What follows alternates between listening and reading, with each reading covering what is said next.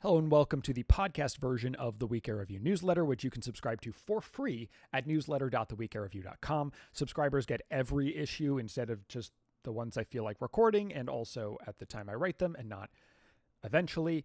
This one has a lot of links, so I do recommend the text version in addition to or instead of whatever. This is issue number 8. My favorite hobby is hating AI.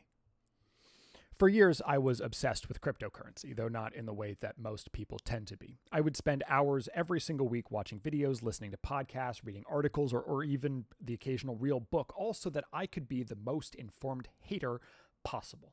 So that on the very off chance I might find myself face to face with a crypto booster, I could shut down their stupid face with facts and logic. This was, in every sense of the word, a waste of time. I don't think a single person in the world avoided using cryptocurrency because of me. At best, a handful of people have lower opinions about it because of something I said. But the gambling degens were still going to gambling degen, and no one else was going to figure out how to even play. But I couldn't help myself. What I would say started as mild curiosity, not necessarily interest, in the early 2010s slowly became an unceasing rage. A technology seemingly built to drain money from the gullible, Ponzi schemes and rug pulls and scams and hacks with zero accountability and zero recourse, built by people who believe that they know better than anyone else about how the world functions, and they just fucking don't. Like, I hate them so much, and that hate has nowhere to go but deeper. So I must luxuriate in the rage, or else it will consume me. And there's something fun about hating cryptocurrency, because it's not just philosophically bad, it's structurally bad. It's a house of cards that will fall. I laughed when Bitcoin recently dropped below the arbitrarily meaningful $65,000 valuation, because it reminded everyone that the only reason it's valuable is because people believe that it is. And the revelation that a substantial investment in the movement came from Jeffrey Epstein, just the vindication. The worst people actually didn't make a great point at all. Now replace virtually every instance of the word crypto with generative AI, and you've got me in 2026. Because the people I hated 5 years ago in the crypto space, same fucking people I hate today over in botland. And I'll admit, it's not one-to-one, though that's not always in Gen AI's favor. And we'll get to that, but I think it's worth staking my overall position, because I am unequivocally a capital H hater. In my daily life, I will take any opportunity to perform this hatred. When my work suggested I take a look at an LLM-based research tool, I reminded both my manager and director in separate discussions that these systems are definitionally unreliable, and noted that the company will probably die within the next 18 months, and then went and read whatever tens of thousands of word skeptic extraordinaire Ed Zitron had written that week to prove the point. But I also did say, sure, I'll take a look, because A, I don't want them to replace me, but also B, because at the basis level, this shit is just normal technology. For years, it was actually really cool when machine learning tools were added to things. I used and continue to use advanced noise reduction, automatic subject detection and masking, and high-quality upscaling. It's amazing. So of course I was compelled by the promise of high-powered whatever generators, and to some degree I still am. Last January, when I wanted to find out what my actual Wrapped for 2024 was, Spotify sent me the year's listening data as 3 JSON files. Utterly useless to a fake data person like me. But then a bot gave me Python scripts to combine them into a single CSV. And I'm sure I could have had a bot make me a whole new Wrapped replica. Certainly that's what people are doing now. But I wanted to do the analysis myself, and it helped me do that. It was also helpful when I asked my search provider of choice, Coggy's LLM, what it meant that the U.S. mixed curling team of Corey and Corey had the hammer in their Olympic match against South Korea. And it just told me the last hit of the round, instead of making me click on a result and Control F for it. But that's nothing more than helpful, particularly since if I cared even a little bit about curling, I would have had to check the source, because I don't actually trust it, because I can't fully trust it, because these things don't know things. They are fundamentally incapable of determining veracity, meaning that I would pay precisely $0 American extra to keep that access. And I already pay $108 a year for a damn search engine. So what's the likelihood that the average person will pay for that access? The last time OpenAI reported those numbers, just 5% of customers paid. And so, of course, they're saying ads, while Anthropic says we won't do ads, asterisk, we might do ads. And Perplexity says we did ads and they didn't work, which is something folks should really keep in mind when they claim that ads will definitely work, because they just might not.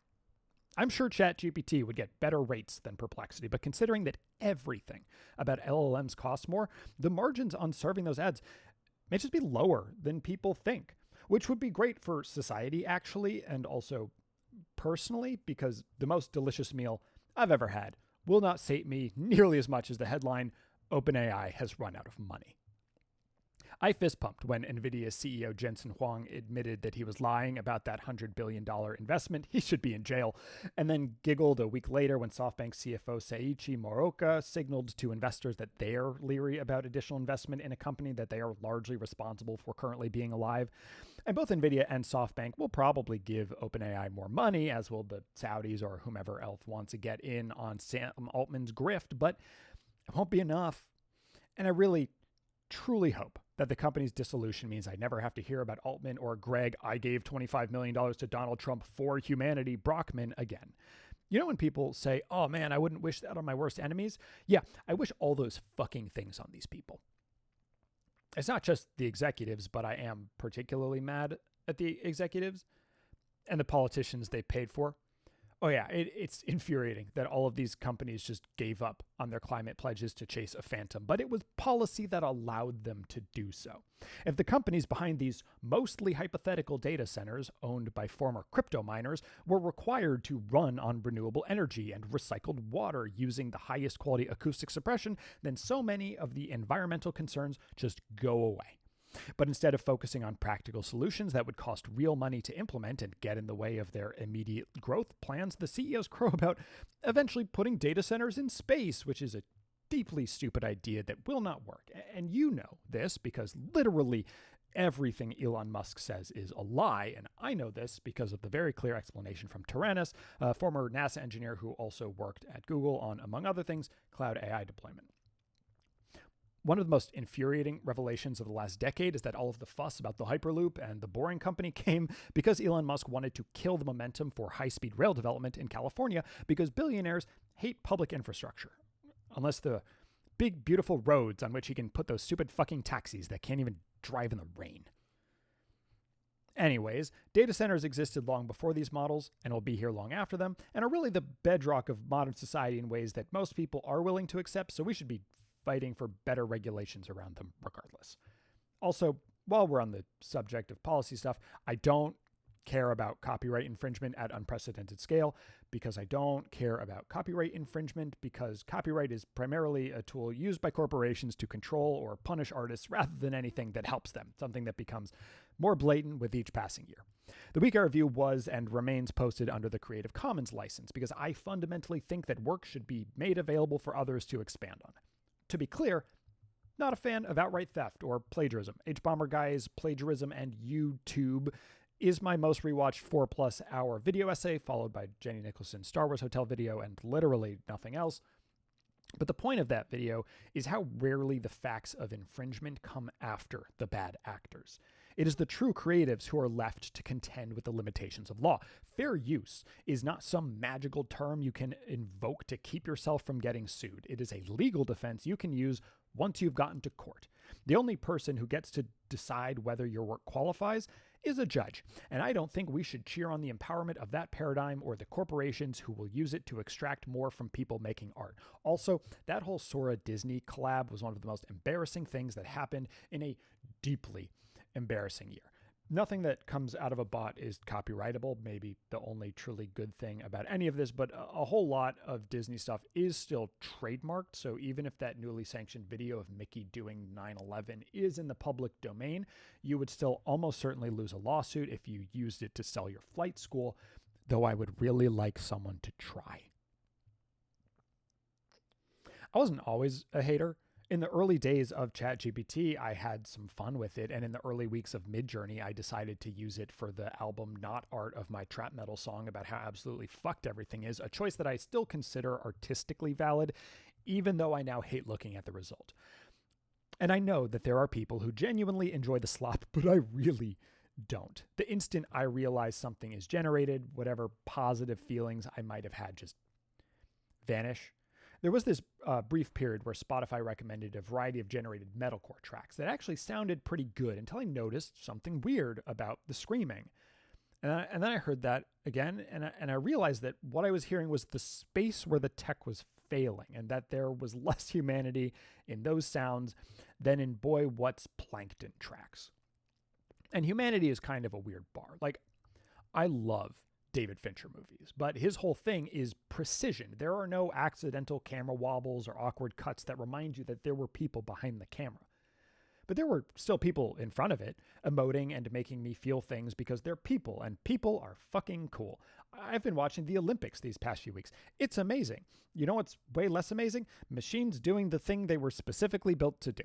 And to be clear, I'm not offended by bot outputs. The fascists have gleefully adopted the Gen AI aesthetic in a way that should give anyone who touches these tools a whole lot of pause.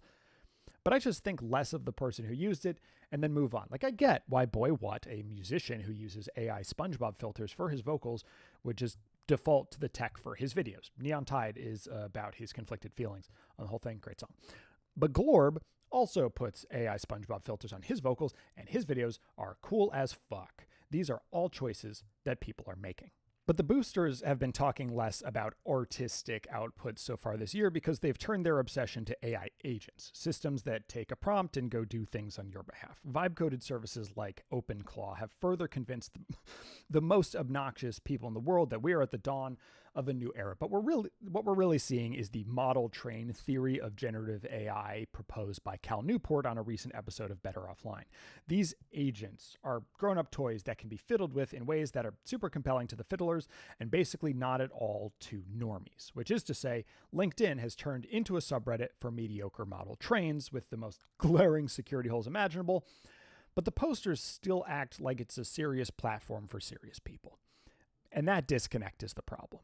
If they just stayed in their little corner like every other internet niche, we would all be happier people. But as is so often the case with the least likable people, they want everyone else to think that their dumb little hobbies are actually important, that they are doing something despite bragging about how they're doing literally nothing. Like, the simplest indictment of our socioeconomic system is that the richest man in the world is also somehow the biggest loser to ever exist, a man so pathetic that even Jeffrey Epstein wouldn't bring him to the island.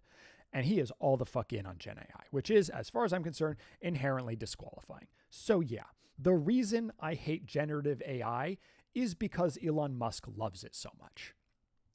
And Elon Musk loves it partially because he wants to fuck a robot and is genuinely titillated by his ripoff of Death Note's Misa Amane, but mostly because it accelerates his primary political project, which is to remake reality, current and historical, in his image. A few months ago, I was talking to some friends about education and the things that we learned as kids. One of them, a black woman from Baltimore, was taught all kinds of things that us whites never learned. And she saw that as the system failing, where I saw it as the system succeeding derogatory. Because it's not useful to the wealthy and powerful that white kids learn about Black Wall Street, a thing most of us first heard about when we saw its destruction depicted on Damon Lindelof's Watchmen show. Because knowing that the KKK was supported as they destroyed the lives of black people, just living the American dream and doing capitalism as we have been taught it should be done, makes the lie so unbelievably clear. As George Carlin so bleakly put it, it's called the American dream because you have to be asleep to believe it. And the people in power, especially but not exclusively the right wing, need us to be asleep and believing that fiction, to make and keep us dumb so the average person never pushes back against their material conditions. As the saying goes, there are no poor people in America, just temporarily embarrassed millionaires. And maybe part of that is a horrifyingly large number of Americans are not taught how to fucking read.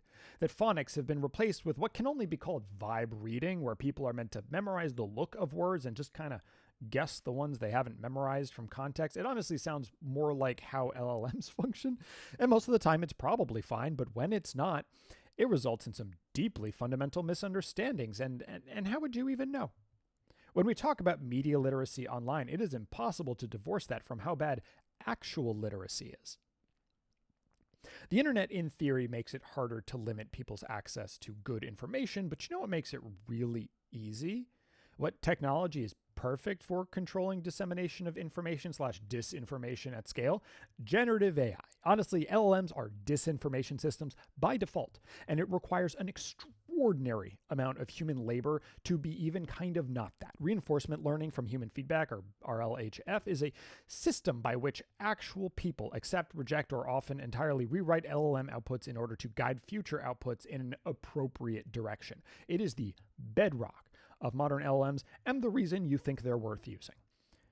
So what happens when disinformation is the point? You get Grok, the bot that gladly undresses little girls. And the damage that continues to do is incalculable, but most of the effects are less obviously evil, though will have similarly destabilizing effects. One of the worst headlines I've read recently, and God, that is such a high bar, is The Guardian's latest ChatGPT model uses Elon Musk's Grokipedia as a source. Followed a week later by ChatGPT isn't the only chatbot pulling answers from Elon Musk's Grokipedia. On The Verge, which showed that Gemini in all its forms, Bing and Perplexity, are also citing a website that is literally a 1984 version of the most important information source in human history. Grokipedia takes many of its words straight from Wikipedia. Creative Commons for the win. But the only thing that can change those words is Grok itself, at the request of the kinds of people who want a right-wing version of Wikipedia, which is to say the worst kind of people. And thus far, the citations are fairly rare, ChatGPT being the worst offender.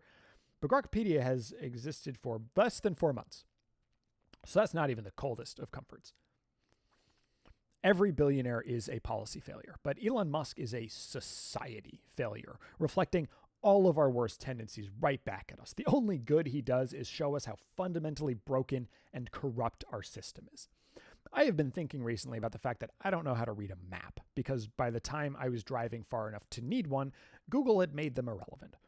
And while I would have bigger problems in a post-GPS society, it does feel like some piece of my brain never really developed. And there are times where I make an active decision to not check maps and just figure it out on my own, but that only does so much. It only goes so well. And when I think about the rise and fall of generative AI, that is what scares me. I am afraid of a generation raised on this stuff, what they'll learn, and now what they'll do when they can't learn from it in the future. And it's worth calling attention to AI and the American Smile, which is an essay published in March 2023 by Jenka. It focuses on what seems like a seemingly innocuous use of Midjourney, generating a series of historical selfies, photos of various soldiers, samurai, tribal warriors, etc., giving big goofy grins. But where I find the images unsettling because of their AI-ness, Jenka, a Soviet immigrant, was bothered by the smiles, that specific smile showing every single one of the pearly whites. It's a Western invention. But the bots function on statistics, and all of those teeth from people like me overwhelm the outputs, making the Soviet soldiers smile in a way they never would. This is the real bullshit. Models imitate confidence because people want them to be confident, otherwise why use them, but they don't and can't know anything. That's just not how these things work. Language is not intelligence, and it's been clear for a long time that simply throwing more data into a model won't make it smart. And it's deeply embarrassing how many people refuse to acknowledge this. Literally, like last week, Nature published a paper arguing that impressive scores on benchmarks mean that chatbots have achieved human-level intellect, and everyone involved should be thrown out of academia.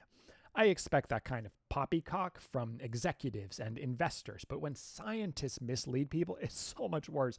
How are we supposed to trust institutions publishing things that we can see with our own eyes are obviously wrong? And then there's the fucking press.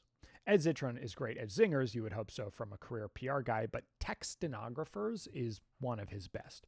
These people don't report the news. They repeat the obvious lies. There is no journalism going on when someone reports that OpenAI signed a deal worth tens or hundreds of billions of dollars when they don't add, for example, despite having no apparent way to pay for it. When people who are smart enough to be skeptical take executives at their word or uncritically say the economics will work out because digital God or something, pointing to the various charts indicating profit happens at the end of the decade, literally the South Park gnome underwear scheme meme. when Ars Technica's senior AI reporter, whose work I've always found irritatingly boosterish, used a bot to write a since-retracted story about how a bot published a hit piece about a man who rejected a piece of generated code from an open-source project that included generated quotes. I want someone to take all of these people and slap them in the face and shout, "Wake the fuck up." It's like watching Chuck Schumer talk about how his Republican colleagues are going to somehow see the light. I don't know if he's willfully blind, the exact same sort of liar, or both. It's definitely both. But people should show him exactly as much respect as he is showing us, which is to say, none at all. In December of 2024, Casey Newton, among the press's biggest boosters and someone whose work I used to quite like before I just really couldn't anymore, wrote The Phony Comforts of AI Skepticism, an article that was bad then and looks worse now as it strawmans and misrepresents the beliefs of one of the most prominent Gen AI skeptics, Gary Marcus. I don't remember when or how I first heard Marcus's name, but I have been following his newsletter since February 2023, and it's a good read. I recommend it. He is the closest thing to a mainstream skeptic out there, which is probably why he gets credit for things he didn't say.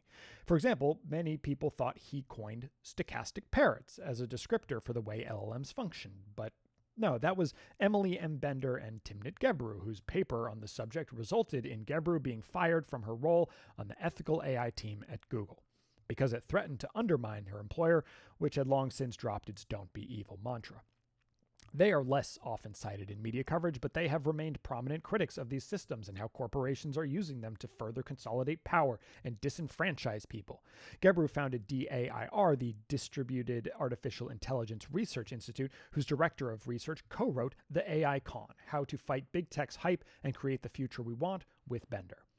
What Marcus is that makes him unique among skeptics is an AI guy who founded an AI company and has been writing about the technology for decades. He's just not a generative AI guy. He was pointing out the fundamental issues of LLMs long before most of us had ever heard of them, dating back to critiques of GPT-2 in 2019 and his much more public call out of GPT-3 in March 2022 with the essay "Deep Learning is Hitting a Wall." Again, months before the launch of ChatGPT, which painted a massive target on his back from a lot of people who now agree with the things that he's been saying the whole time while refusing to acknowledge that he's been saying them the whole time. The number of text stenographers claiming that former Meta AI guy Jan LeCun was at the forefront of anything when he finally said pure scaling wouldn't be enough is pathetic. Every single time I see someone cite him or godfather of AI Geoffrey Hinton, that immediately diminishes their credibility in my eyes. However, I think what really makes Marcus palatable to the mainstream are his politics.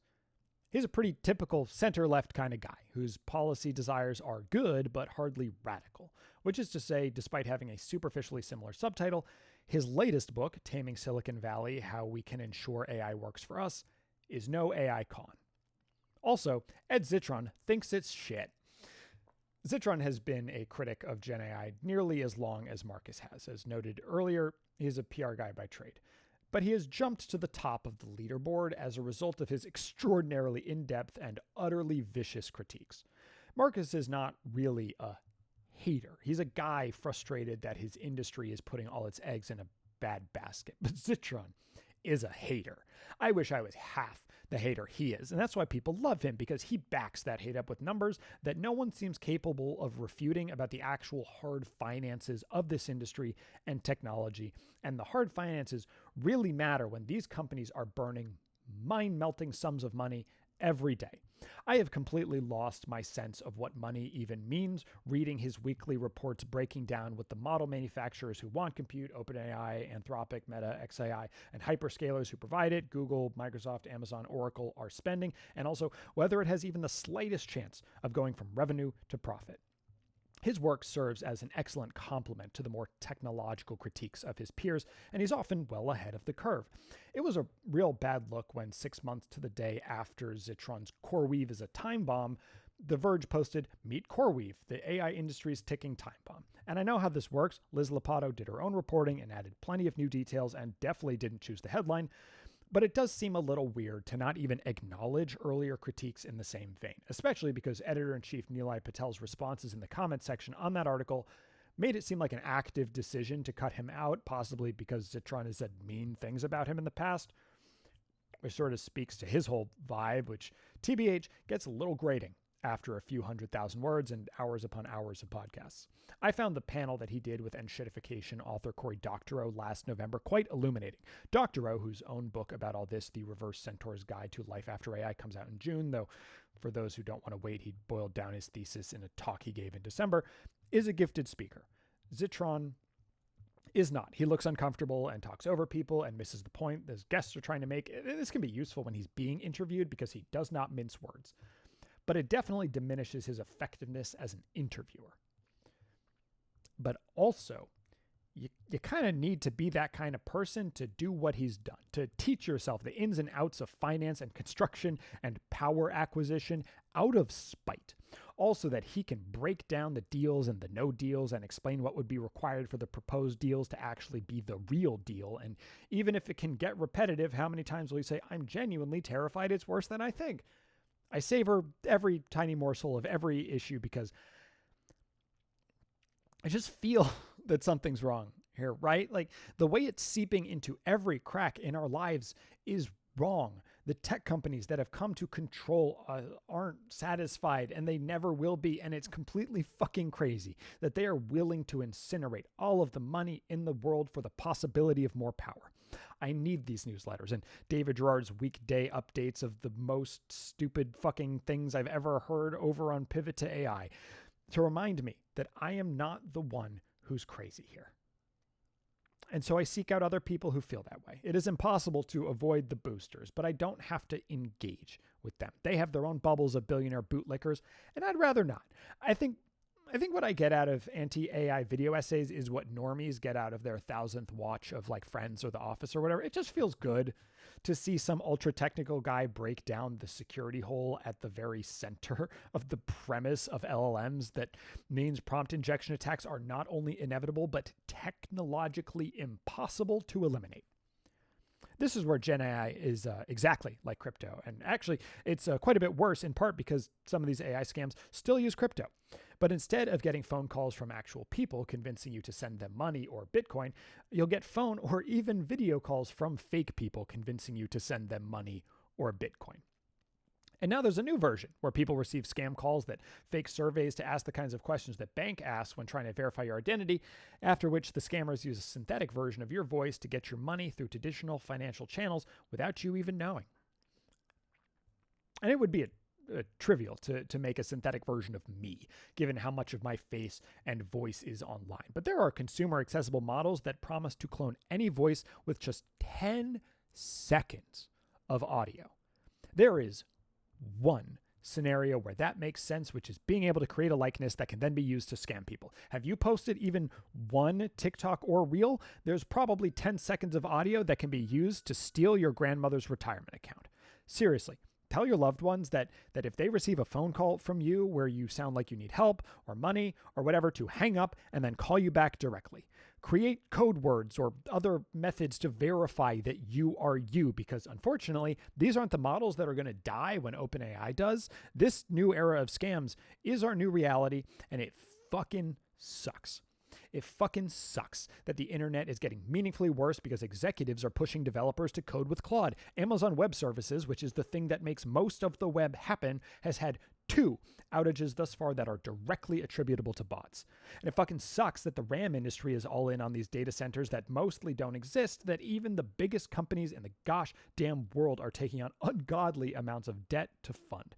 Because it just further jacks up the prices of basically every single thing that has electricity running through it, because there are vanishingly few products left that aren't just big houses for tiny computers. And also, the amount of RAM being put into phones and the like has dramatically increased, specifically because companies want to run AI models on device, which requires more RAM. It is a vicious cycle that means already increasing prices further increase, so spending will decrease, and consumer companies will die. I'm not going to lie, I don't really understand what the end game is, but it feels like we're dangerously close to some kind of one. If this is normal technology and they fix the problems that they can't fix without fundamentally changing the architecture, then our lives become a little bit easier in small ways, but we mostly just go on. But if not, then what?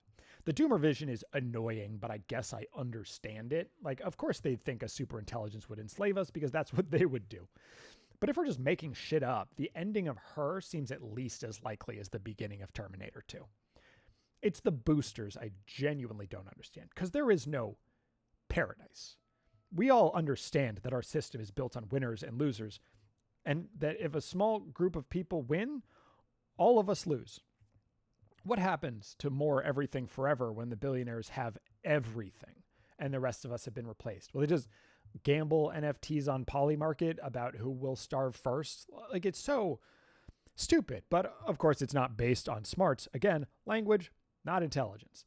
And I'm just so sick of this whole thing. I am so sick of people who want the bots to be alive. So sick of people who want to replace people. So sick of people licking the boots of executives who would literally stomp them to death if it meant making one more American dollar. It doesn't need to be this way, and yet it is this way. And us haters can't do anything about it but watch and wait, because the data center deals will fall through because OpenAI won't be able to raise more money than exists in the venture capital space and therefore won't be able to fund Oracle's ambitions. Also, the CoreWeave time bomb will explode. NVIDIA's growth will end because it is mathematically impossible that it doesn't. And maybe Google, a company with a hilariously large product graveyard, and Meta, a company that immediately pivoted away from the tech it renamed itself after, decide that the cost isn't actually worth it in the end, at which point they move on to like quantum computing or some other torment nexus. No one knows exactly what happens or when, but the fact is that our society is rapidly reforming about a technology that is brittle. It is brittle at every single level, and it will break, and it will probably take the entire global economy with it. Perhaps we don't even need the singularity to all end up on the streets. I don't really want to think about what happens then, except for the part when I get to tell everyone that I was fucking right. This has been the Week Air Review, the newsletter of the podcast. If you'd like to sign up for free, or there is also a pay what you want option for which you'll receive my undying appreciation, but nothing else you wouldn't get for free, you can do so at newsletter.theweekarreview.com, linked in the description below. Thank you, and I hope to write for you next time.